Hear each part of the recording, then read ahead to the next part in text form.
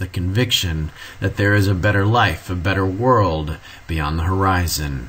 So said Franklin Roosevelt in 1944. We're getting into the second part of America and World War II today. Before we begin with part 1, let's give an overview of the 16 million men who served in the armed forces during the Second World War. 38% of the Americans who fought were volunteers. From 1941 to 1942, the Army grew from 1.4 million to 4 million. The Navy increased from under 300,000 to over 600,000. The Marines expanded from 54,000 to 150,000.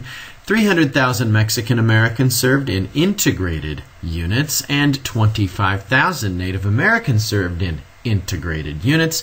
50,000 Black Americans served in segregated units.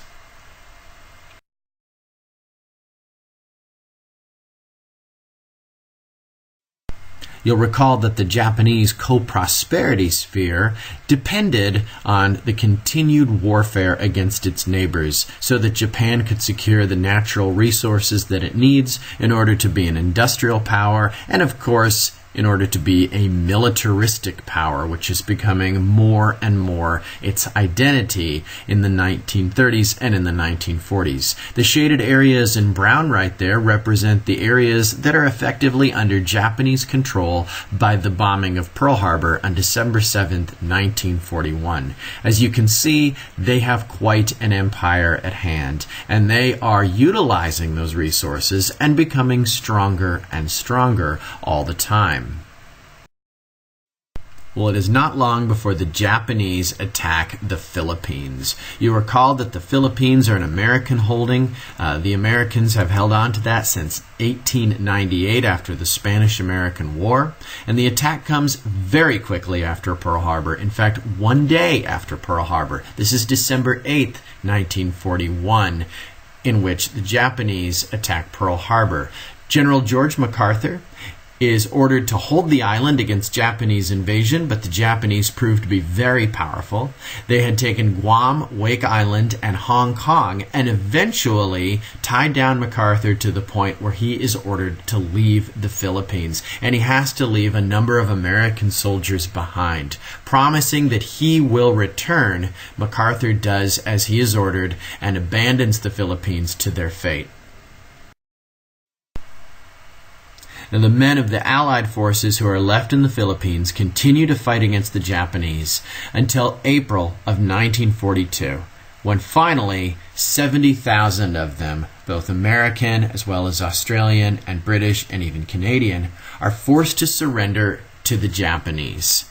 The Japanese then forced them on a grueling 60-mile forced march northward called the Bataan Death March. 7,000 of these men die along the way, and it goes down in history as an example of the Japanese cruelty and inhumanity to their prisoners of war during the Second World War. And so the challenge by 1942 is to dislodge the Japanese from their East Asia co-prosperity sphere. And as you can see by this map, they have conquered a lot of territory, and it's going to be quite a formidable challenge to get them to do that. The first major turning point in the war in the Pacific happens on May 4 through 8 at the Battle of Coral Sea. You see, what had happened was the Japanese fighters had moved on Point Moresby in New Guinea, and you can see on my map down there where this is located. A Japanese victory in this area would have allowed them access to the great oil reserves that are present there. The U.S., seeing the Japanese advance on Port Moresby, sent 2 aircraft carriers, the USS Lexington and the USS Yorktown, with accompanying support vessels. A fierce, terrible battle ensued, and it was the only fight to this point in which the enemy warships never actually saw each other. Instead, each side attacked the planes and the ships of the other side from the air. Technically, It was a draw. Neither the United States nor the Japanese Empire can claim a decisive victory, but it really was a victory for the Allies and for the United States for this reason. The Japanese advance in the Pacific is stopped. It is not yet reversed, but it is stopped.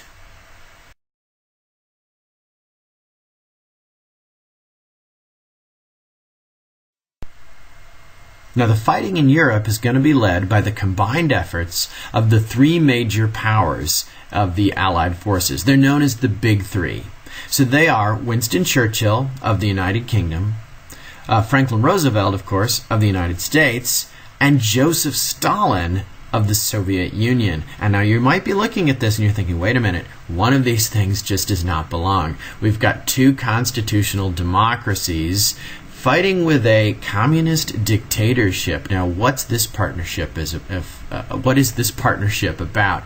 Well, they share unified goals. That is, to defeat Hitler. But they do not share a unified ideology. So why are they together? Winston Churchill put it best when he said, if Hitler had invaded hell, I would at least make a favorable reference to the devil in the House of Commons. So the Big Three agree on one thing. We're going to go after Germany first. Even though many Americans wanted to see Japan finished off first, because Japan had, of course, attacked the United States at Pearl Harbor, Roosevelt and Churchill agree with Stalin that Germany poses the bigger threat. Well, this map gives us the scary state of affairs in Europe in the summer of 1942. As you can see, the Axis powers own Europe. And the heaviest fighting is in the Soviet Union at what is called the Battle of Stalingrad, which takes place in 1942. You'll recall that a year earlier, in 1941, Hitler had abandoned his pact with Joseph Stalin and launched a full-scale invasion of the Soviet Union to further his territorial claims there. Now, because of this, the Soviet Union found themselves off guard and having to fight the Nazis that they had thought were in a non-aggression pact with. And so Stalin joins the Allies out of necessity. Stalin joins the Allies not because they are ideologically similar, but he's asking the Allies, England and the United States, to please open up a second front, that is, a second theater of operations somewhere in Western Europe in order to relieve the pressure that is happening in the Soviet Union. Well, he doesn't actually get it before he forces a German surrender on January 31st of 1943. This is, of course, not the end of the war, but it is the turning point in Europe because it stops the Nazi advance to the east. When the Allies do decide to make their move, they decide to invade in North Africa and not Western Europe, much to Joseph Stalin's disappointment. See, the British had been fighting the Italians and the Germans since 1940. Churchill had proposed an invasion of North Africa, which he thought of as less defended than Western Europe, and he was correct. And so he called that the soft underbelly as a starting point. From there we can weaken the Axis forces and then move further north. It's going to be called Operation Torch, using Africa as a staging ground for a full-scale invasion and not Europe, and so not what Joseph Stalin had wanted. It's called Operation Torch, as we have said. It's the invasion of North Africa, which commenced in November of 1942, at the same time that Joseph Stalin is having to fight the Nazis at Stalingrad. The British are going to make the first move by landing in Egypt, and they're going to push further west. Now, the Americans are going to land in Morocco and push eastward. The Americans are commanded by a capable general, Dwight Eisenhower, who's going to command the D-Day invasion later on and then later become a president of the United States. Eisenhower's second command is George S. Patton. And the operation works. Operation Torch is a successful maneuver. The Axis powers surrender in North Africa on May of 1943. So keep in mind what has just happened. January of 1943, we have seen a pushback of the Nazis in Russia. through the struggles of Joseph Stalin. Now in North Africa, we're seeing an Axis defeat in May of 1943. Things are looking up for the Allies, but still, defeat of the Axis powers is not yet in sight. Quote from George Patton that I think is very telling of his style of warfare. He writes, "You usually will know where the front is by the sound of gunfire, and that's the direction you should proceed. Now suppose you lose a hand or an ear is shot off, or perhaps a piece of your nose, and you think you should walk back to get first aid. If I see you, it will be the last walk you will ever take." The two allies, Winston Churchill and Franklin Roosevelt, meet once again without Joseph Stalin, this time in January of 1943 at what is known as the Casablanca Conference in Morocco. Victory in Africa is in sight, but has not yet happened, and it will not happen until May. And so the policies then decide on a policy of unconditional surrender for Germany. That is, we are in this not to negotiate a peace, not to allow Germany to have some portion of their dreamed of Lebensraum. We want Germany to be unconditionally defeated. And so the next move that the Allies are going to make is by jumping from North Africa to Italy. And this campaign happens in July and September of 1943. Again, they have just forced a surrender in May of 1943, and so that summer they're going to jump from North Africa, as you can see on my map, into the Italian peninsula. The British and Americans are going to make two separate landings, which is going to disperse the Italian troops and make them less formidable. Once again, General Eisenhower is going to capably command the U.S. forces. Fascist Italy turns out to be a bunch of straw men, and they fall within 38 days. The Allies are now in control of the Western Mediterranean, another major win for the Allied forces, Great Britain primarily, and the United States.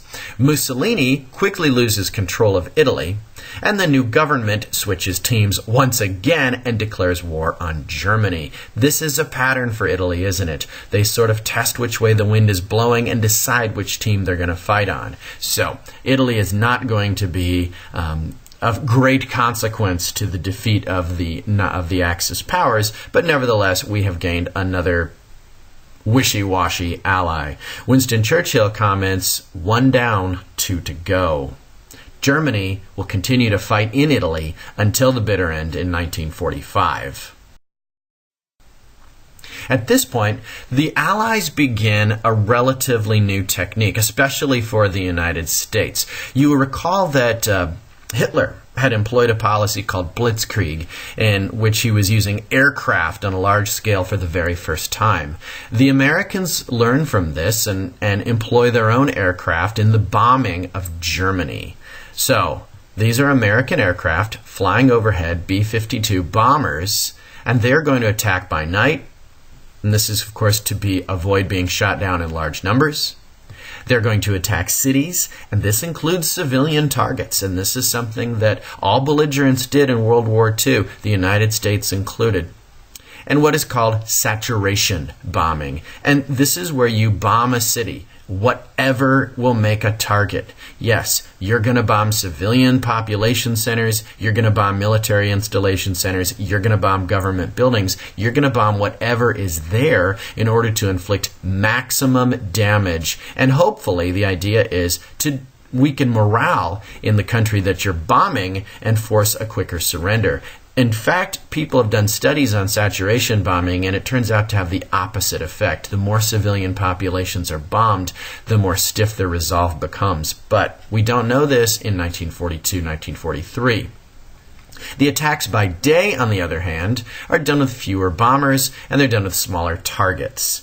The targets are more strategic, more political and industrial targets. And this is, of course, what is known as strategic bombing. So it's done by day because you have a smaller target, and this is done to destroy the Nazi capacity to make war. So saturation bombing is to bomb whatever you can find, and it's done on a on a civilian population to weaken morale and hasten the end of the war. Strategic bombing is more, well, strategic. Destroy the Nazi capacity to make war by bombing political and industrial targets.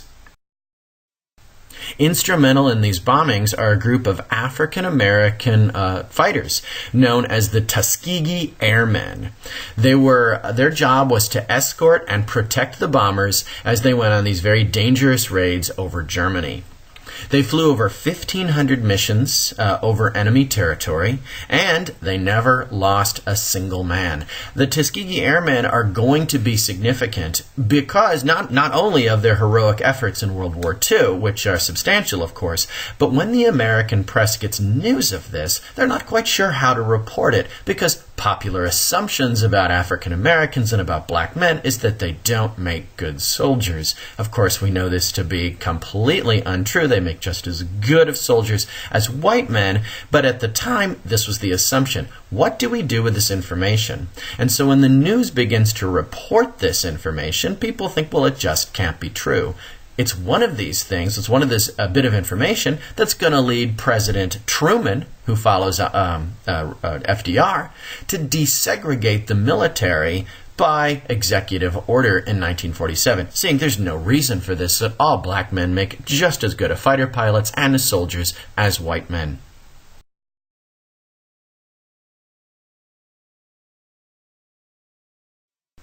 Well, if we return to the Pacific Theater, in the year 1942, Japan had seized the Philippines, Malaya, the Dutch East Indies, Hong Kong, Wake Island, Guam, and Burma. And the Coral Sea, you recall, had served warning enough to the Japanese that the Americans were not just going to lie down and be quickly defeated, but it was no means a decisive victory. Japan is still very much on the move in the Pacific and is nowhere near being defeated. Let me say that again. Japan is still on the move and is nowhere near being defeated. The American naval base at Midway Island, I want you to have a look at where it is. Locate Hawaii, okay, that's where Pearl Harbor was. Now locate Guam, okay, you see Midway, the Midway Atoll? Okay, the Midway Island is all that stands between the Japanese Empire and Hawaii. So this is a very strategic spot and one that must be defended.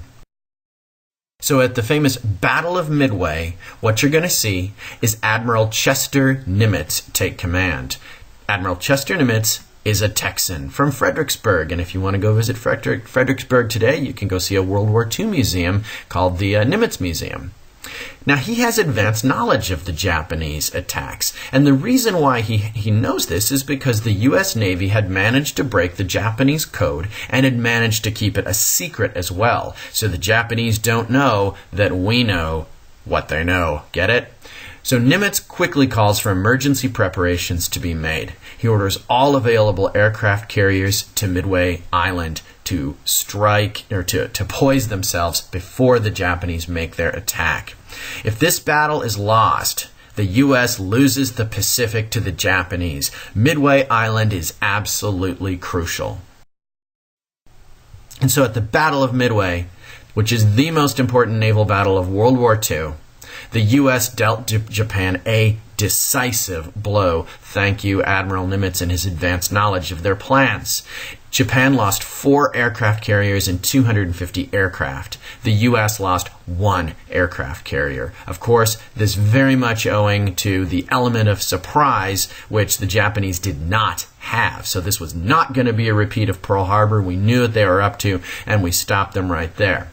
Write this down, folks. The Battle of Midway is the turning point in the Pacific. What it means is that not only have we stopped Japan as we stopped them at the Battle of Coral Sea, but this is what begins to reverse Japan's gains. So the Battle of Midway is not just to halt the Japanese advance, but reverses Japanese gains. Now, the strategy following the Battle of Midway is going to be called island hopping, and this is going to be led by our old friend Douglas MacArthur, who is in charge of the troops in the Pacific. So at Midway of 1942, we're going to keep on hopping, so to speak, island to island to island, taking these various Japanese holdings. And hopefully cutting off their supply lines and weakening their stranglehold over the entire Pacific.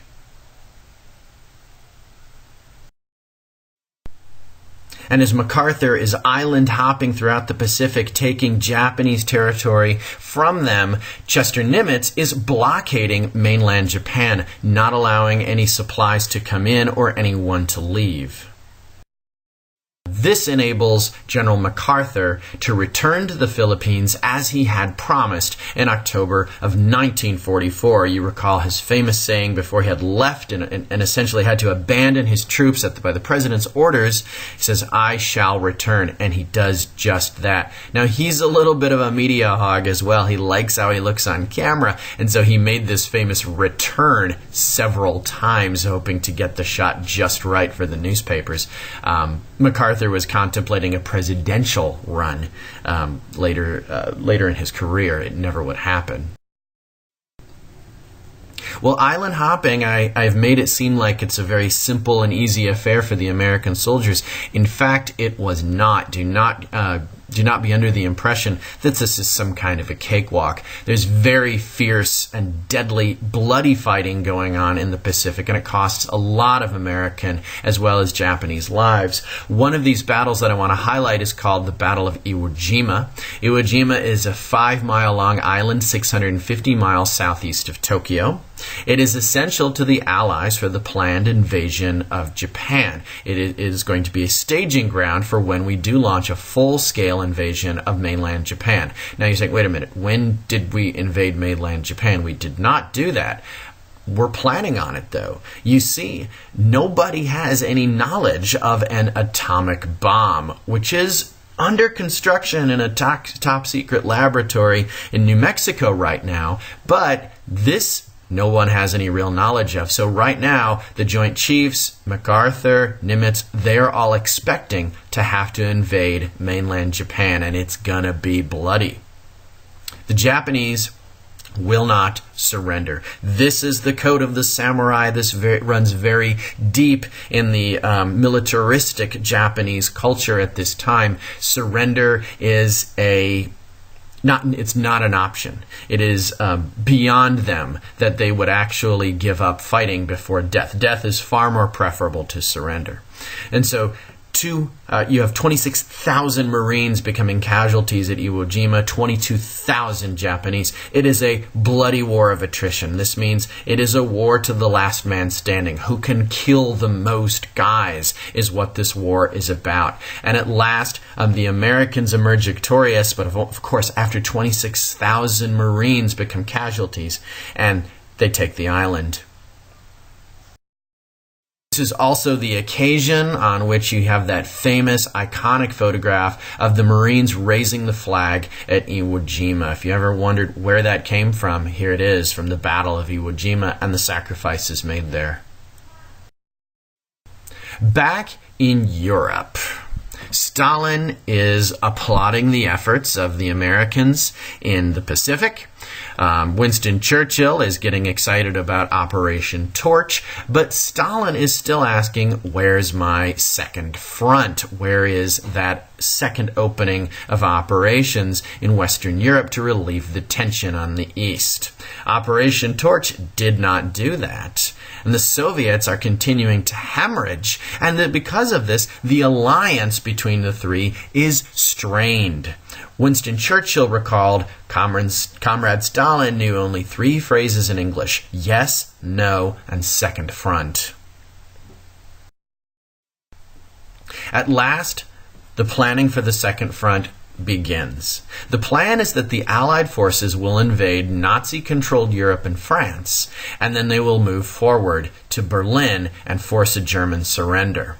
The Declaration of the Three Powers, which is issued on December 1st, 1943, reads, "We have reached complete agreement as to the scope and timing of the operations to be undertaken from the East, West, and South." Now, of course, that is a bald lie. They did not reach complete agreement as to what time this would happen. If it had been up to Joseph Stalin, this would have happened back in 1942. But, nevertheless, we put on a brave face, we move on.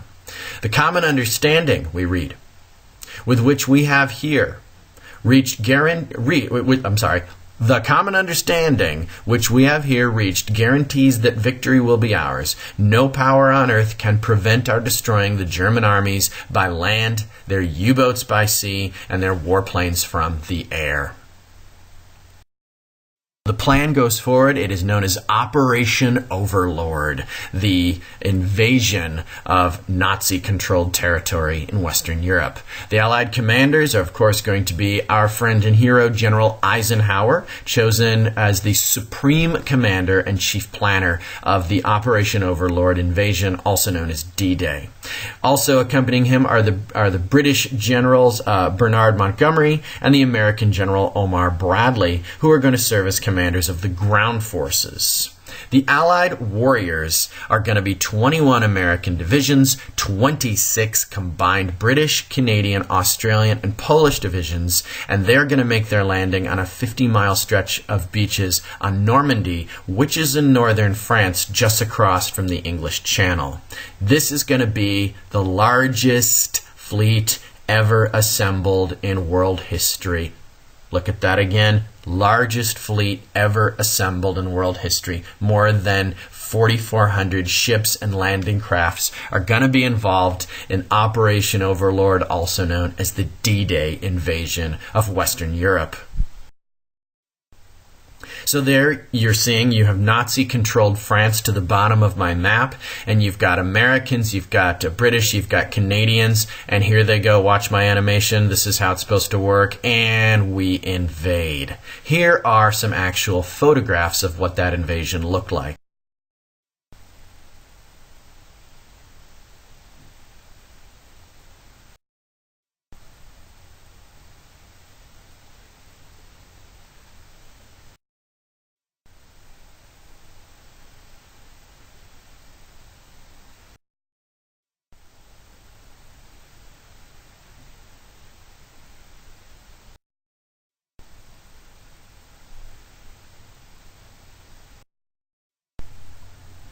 And so with the hard-won success, the hard-won victory that we see at D-Day, Operation Overlord, June 6, 1944, the plan goes forward to establish a beachhead in northern France and push into Central Europe. You'll recall that we have boots on the ground in Italy, and they are pushing northward from Operation Torch, if they made their jump over from North Africa. And so the Americans are going to be pushing from the west and from the southwest. Now the Soviets, they have been turning the tide, starting with Stalingrad in the east. And they will continue to fight the Nazis and push them further and further west. So the idea is that we're going to meet in Berlin and we're going to force a surrender of the Nazis there.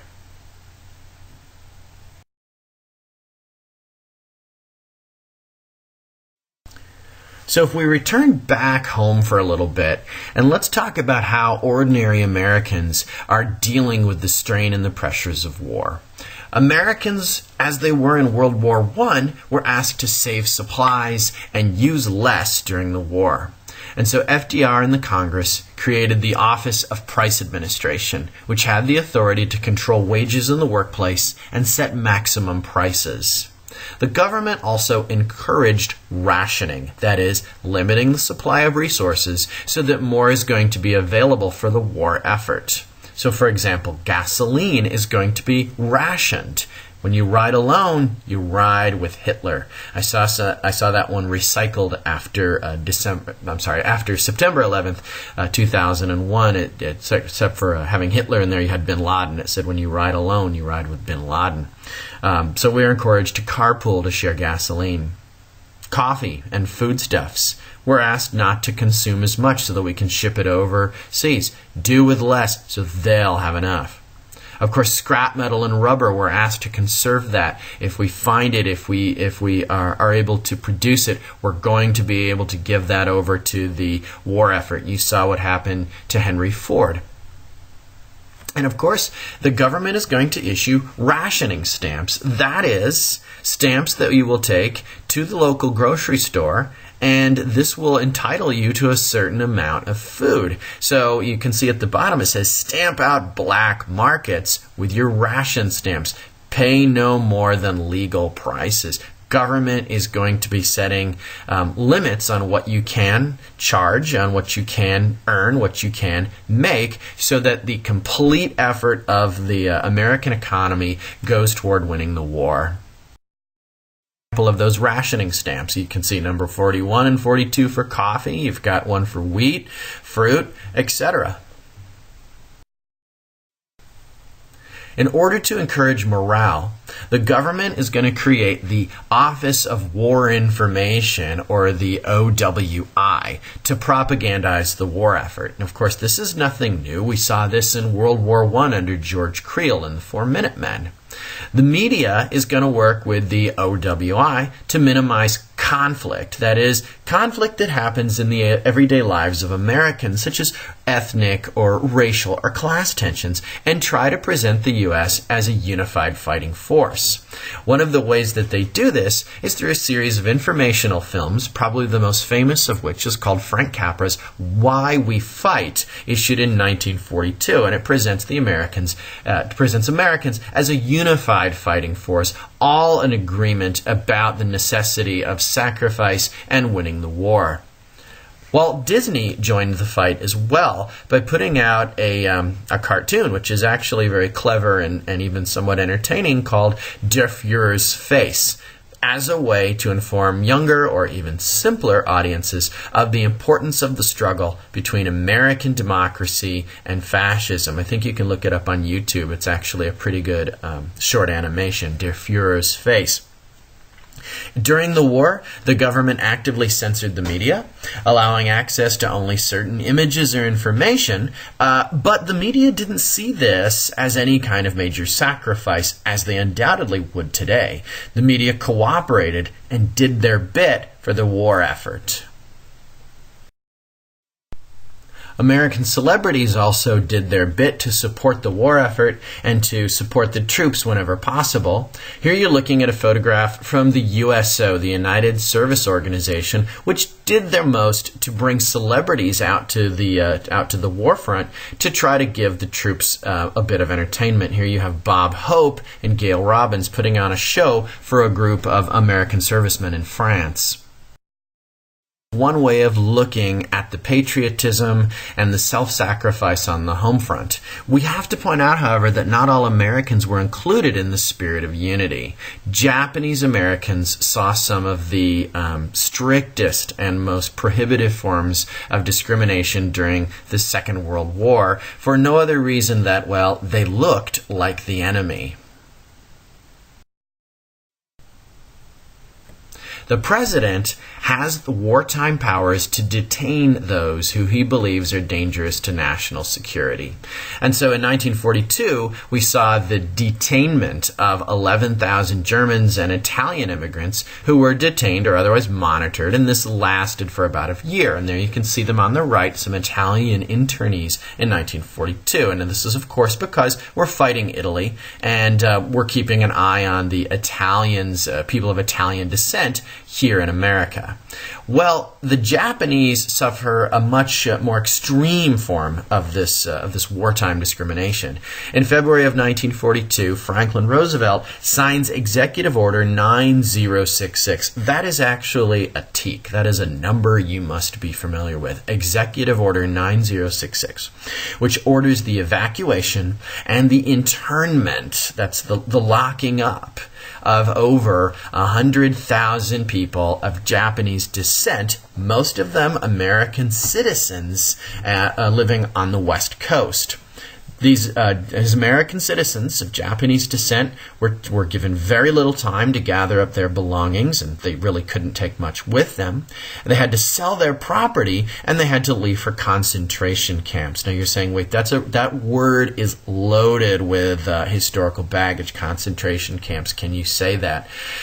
In fact, I am using it consciously.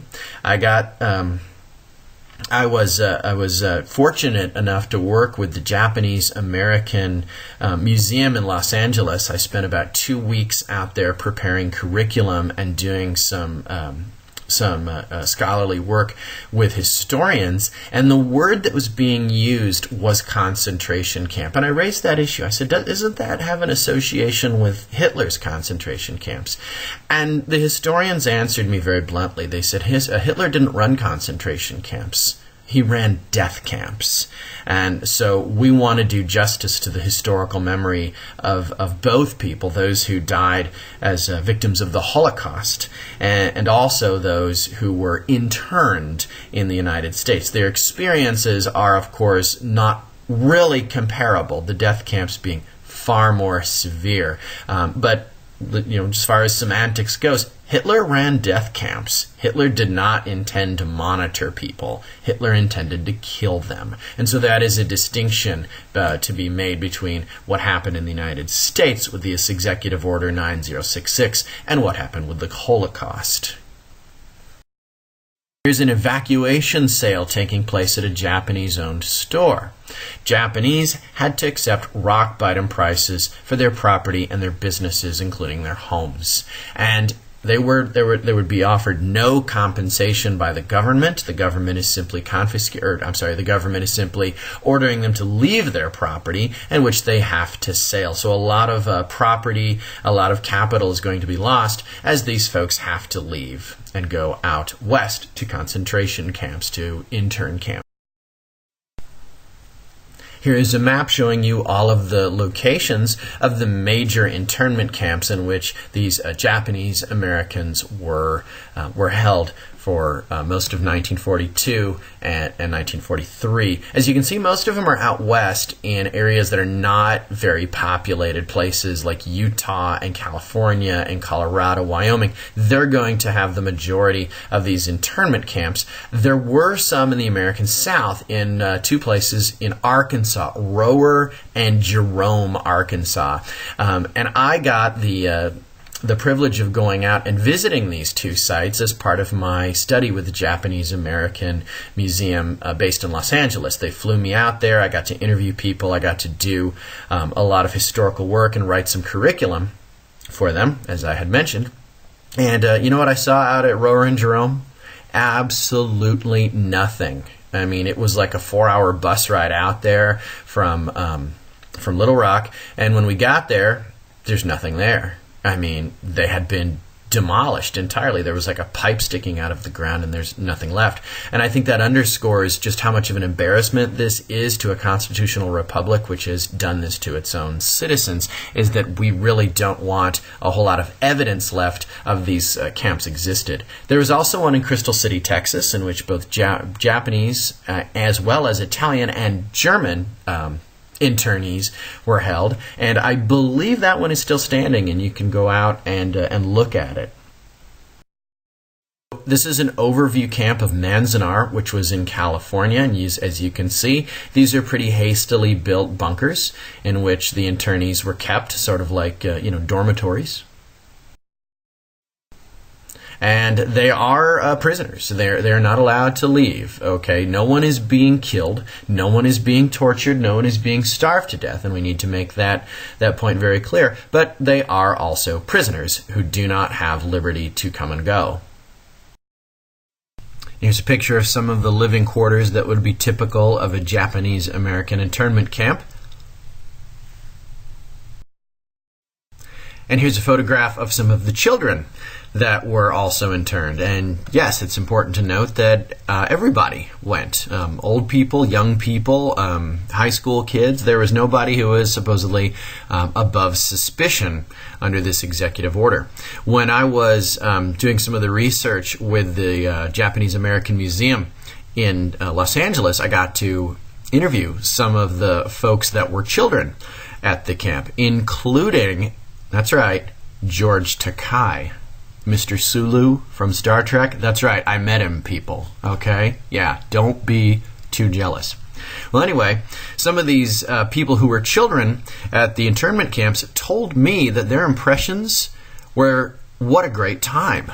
We had an amazing time because it was out in the desert. They were outdoors a whole lot. They were free to play games. There were tons of children around all of the time. And so their recollections of being interned were actually rather positive, and only realizing years later what their parents went through and the sacrifices that they made, they realized what an injustice had truly been done. But from a child's perspective, this was cool. And I'm not making stuff up here. These are stories that people told me who were actually interned, including, that's right, Mr. Sulu from Star Trek, George Takei himself. I shook his hand, ladies and gentlemen.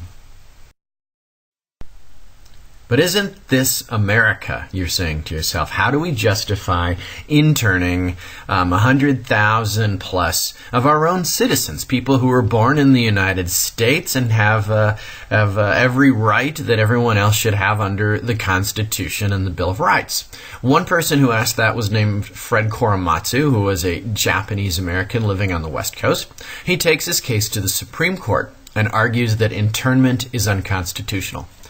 He argues on the basis of the Fifth Amendment, which says, no person shall be deprived of life, liberty, or property without due process of law, nor shall private property be taken for public use without just compensation. And so he argues that what happened to the Japanese American population on the West Coast was that they were deprived of their liberty, and that is clearly the case there, being interned without your consent, and also your property, because they had to sell their possessions at rock-bottom prices without their consent.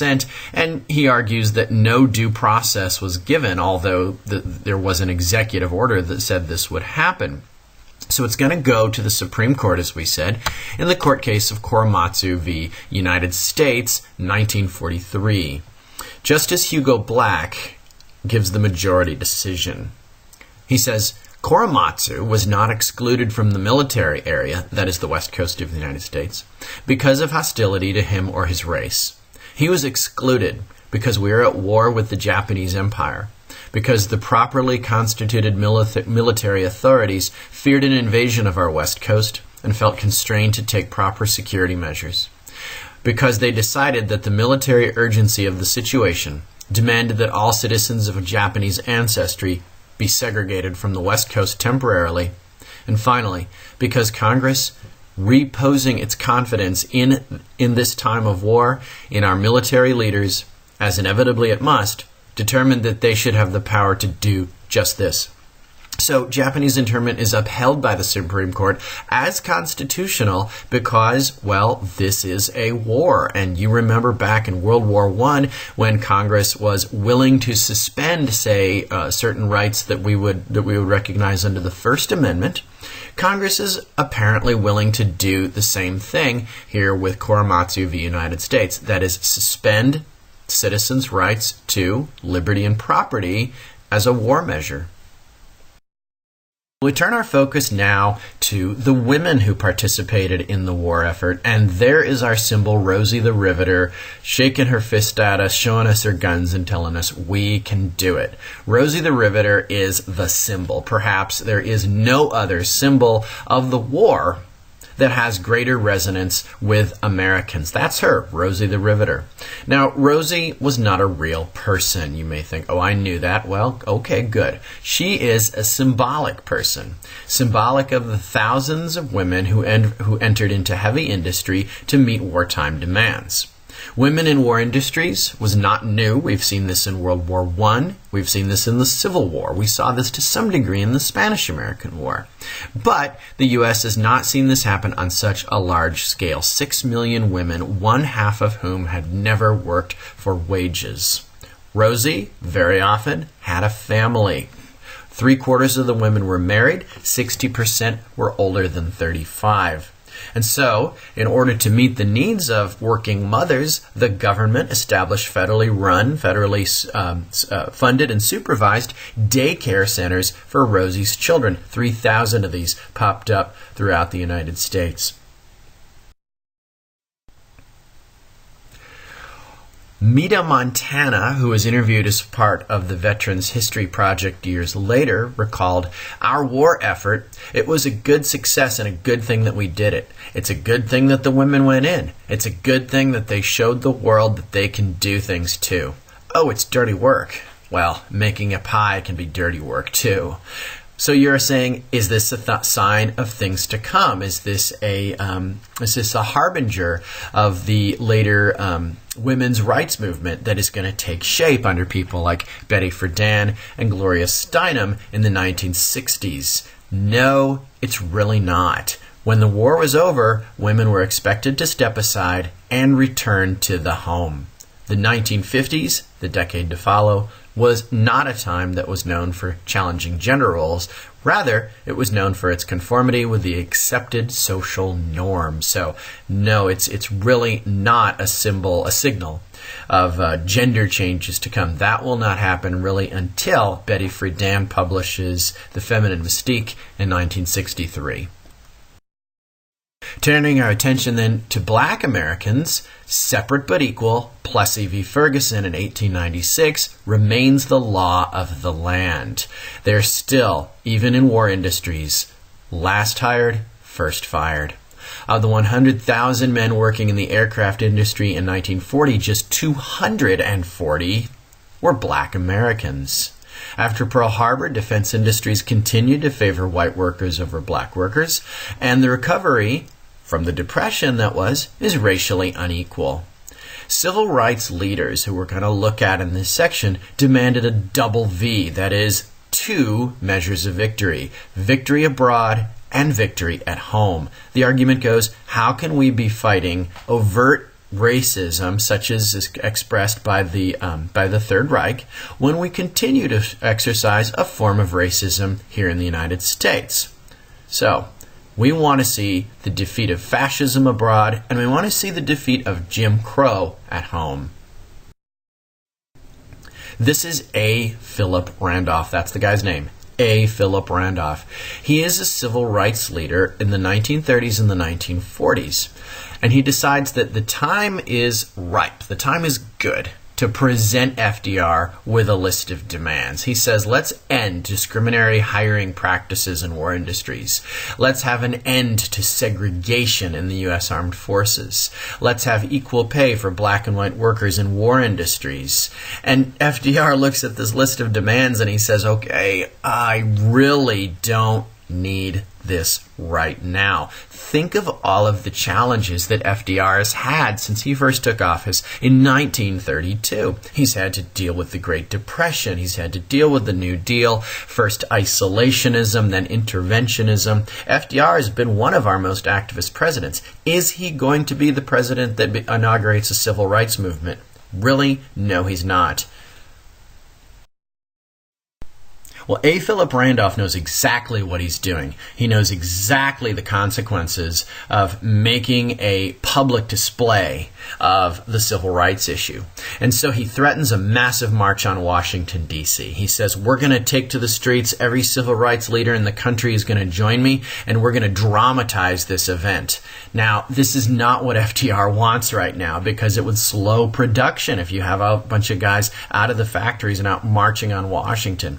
It would also be a very divisive issue when America needs unity. Remember, America's claiming to fight for the 4 freedoms, and this is what we're telling the world that we stand for, and this would underscore the fact that not all of Americans have equal rights here at home. So also, this would not be good politically. Roosevelt is a Democrat.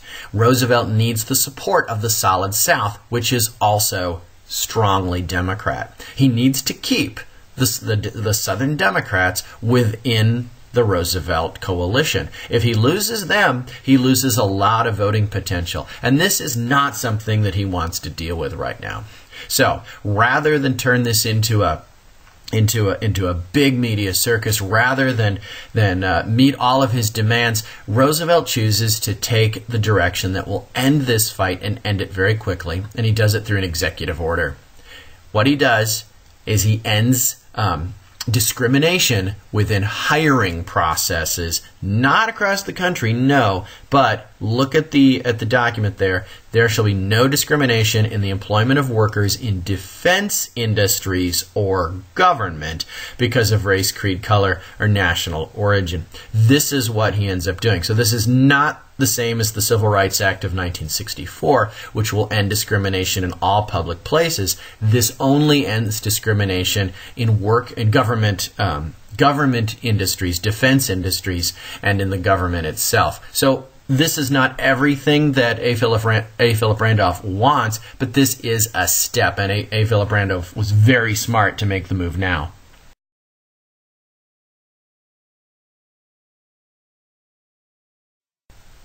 Returning to the war then in Europe, the D-Day invasion, as we saw, was a success, but not without a lot of immense sacrifice on the part of the servicemen of the Allied forces.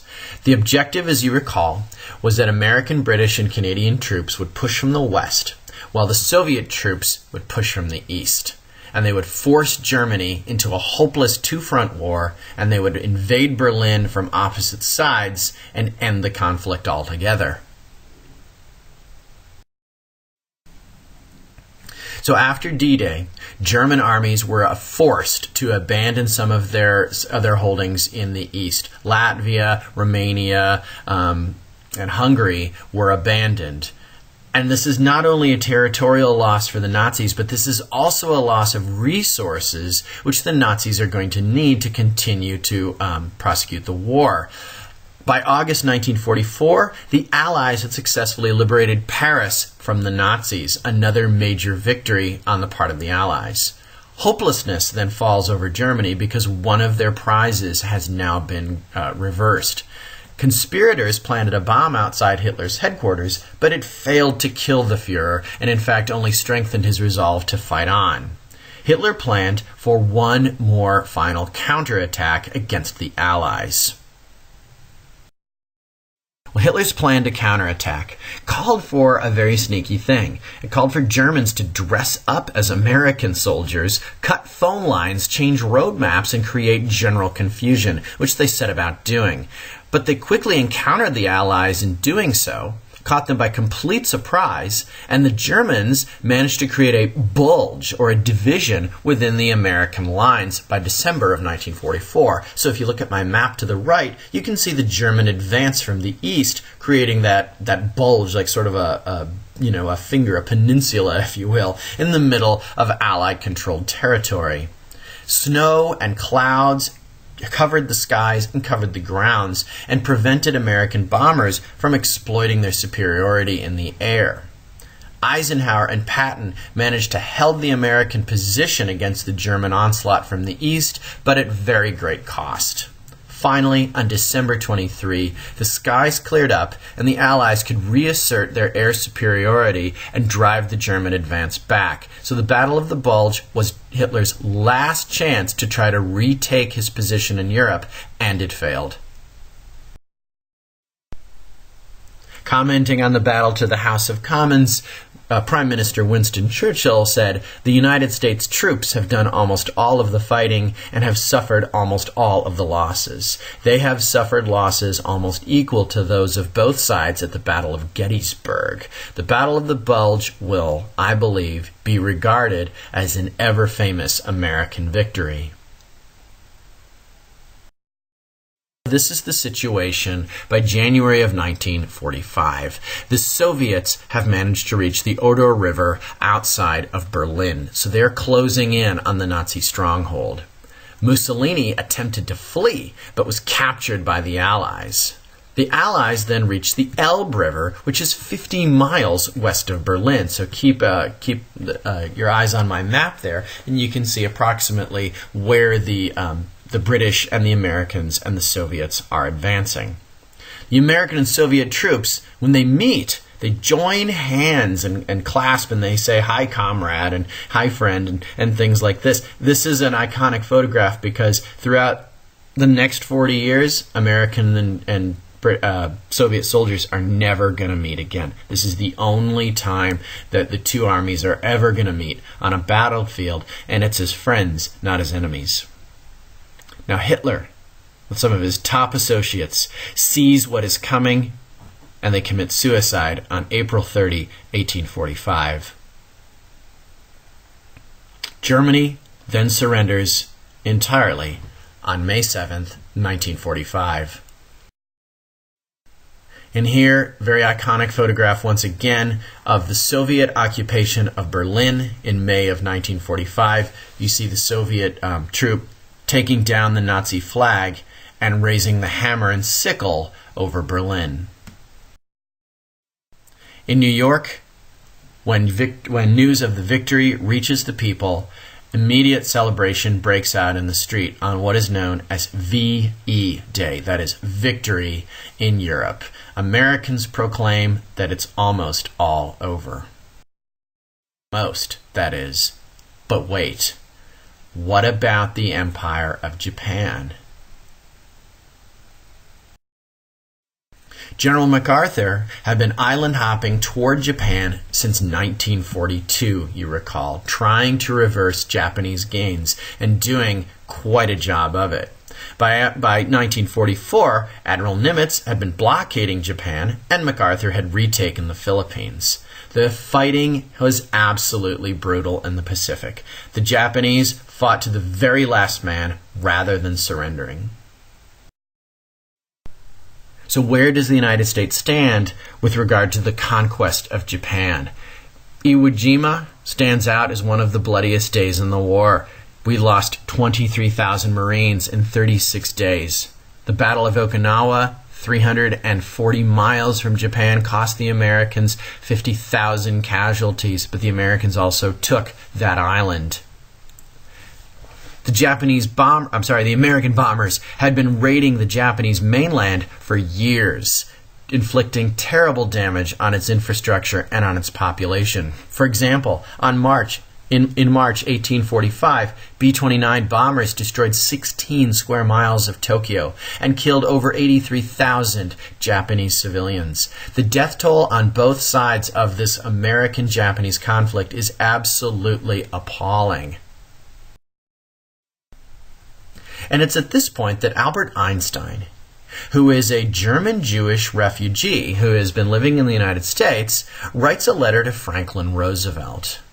He says, "Sir, in the course of the last 4 months, it has been made probable that it may become possible to set up a nuclear chain reaction in a large mass of uranium, by which vast amounts of power and large quantities of new radium-like elements would be generated.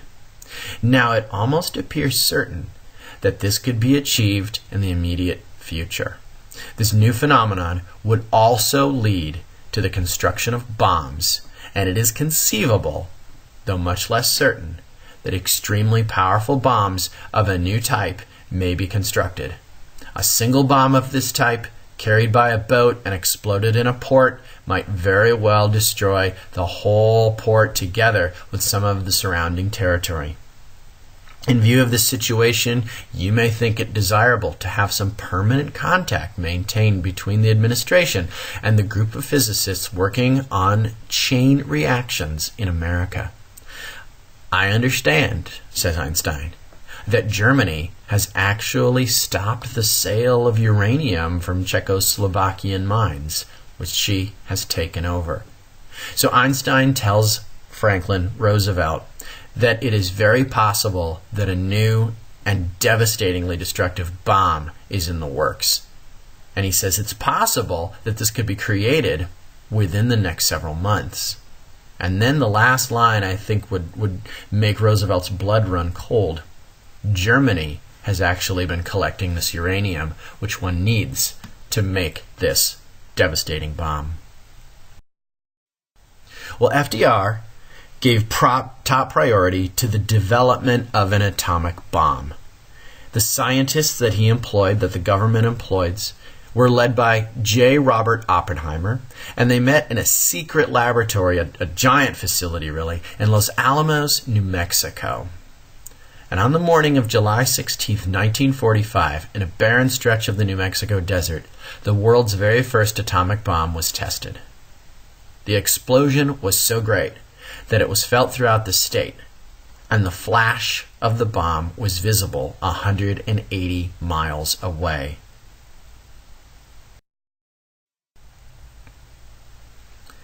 And so you're looking at footage of the very first atomic explosion, which happened in July of 1945.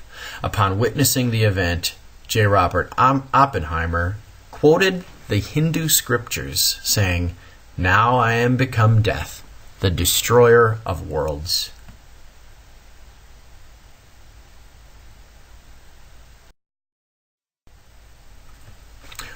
Well, after being elected to a fourth term, Franklin Roosevelt died of a cerebral hemorrhage at his vacation home in Hot Springs, Georgia.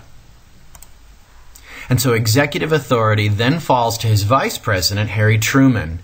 Now, Harry Truman and hardly anybody else in the federal government, they knew nothing about the Manhattan Project. The Joint Chiefs of Staff pull Truman aside and they tell him of its existence, and he's surprised. And they explain that it may have to come to using this dreadful bomb. They say that the Japanese will not surrender. They will fight to the very last man. And then when we get to that invasion of mainland Japan, as we have been planning, it could cost the United States close to 1 million casualties, and God knows how many Japanese, both civilian and military, will end up dying in this proposed invasion. And there's also one more thing to consider. Not forget, and this is sometimes something that people forget about when debating how ethical or unethical or whatever the dropping of the first atomic bomb was. Don't forget that there are hundreds of thousands of Allied men in prisoner of war camps that will very likely die if Japan is not defeated very soon. And so that's something else to consider when thinking about the casualties that will be lost.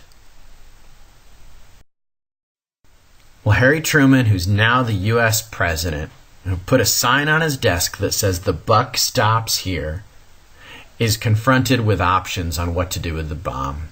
One is to simply warn the Japanese that the bomb is operational and we're not afraid to use it.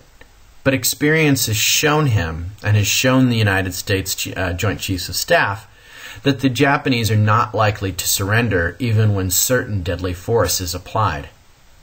How about this? We stage a demonstration of the bomb on an uninhabited island, therefore showcasing its destructive power and hopefully bringing the desired surrender. But again, is this going to be any guarantee that the Japanese will respond to it like we want them to? And how about this? What if the bomb's a dud? We've only exploded one of these things before, Trinity in the New Mexico desert. And the scientists tell you, well, we're pretty sure we can do it again, but let's just wait and see. So the third option is drop the bomb and see what happens. And I don't want to make it sound like Harry Truman was unthoughtful or uncritical about his decision. He certainly did think about it for a long time.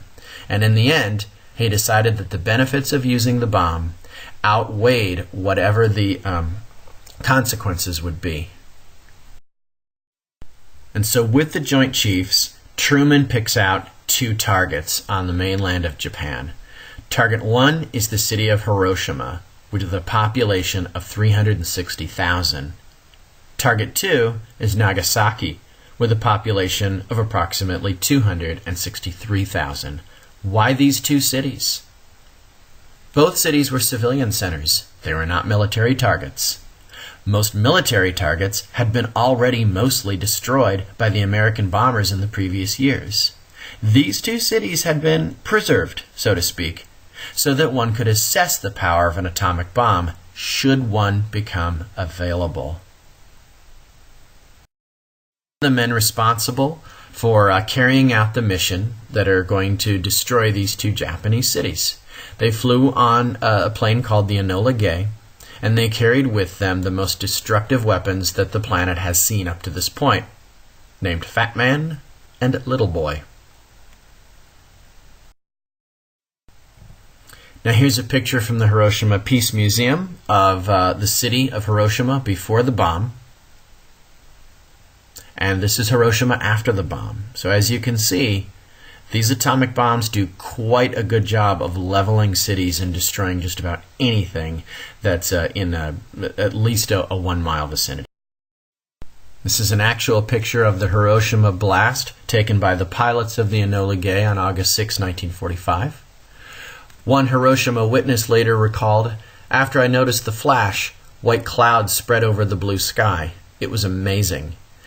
It was as if blue morning glories had suddenly bloomed up in the sky. Then came the heat wave. It was very, very hot. Even though there was a window glass in front of me, I felt really hot. It was as if I was looking directly into a kitchen oven. A second bomb was dropped on the city of Nagasaki after the Japanese did not respond to the first one. And so with a death toll of approximately 180,000, give or take, and then several thousand casualties to follow, the Japanese High Command surrendered on August 15th, 1945, aboard the USS Missouri. And as news of Japanese surrenders finally reaches the United States, crowds gather once again in New York City's Times Square to celebrate the event, what has become known as VJ Day, or Victory in Japan. World War II has finally come to an end.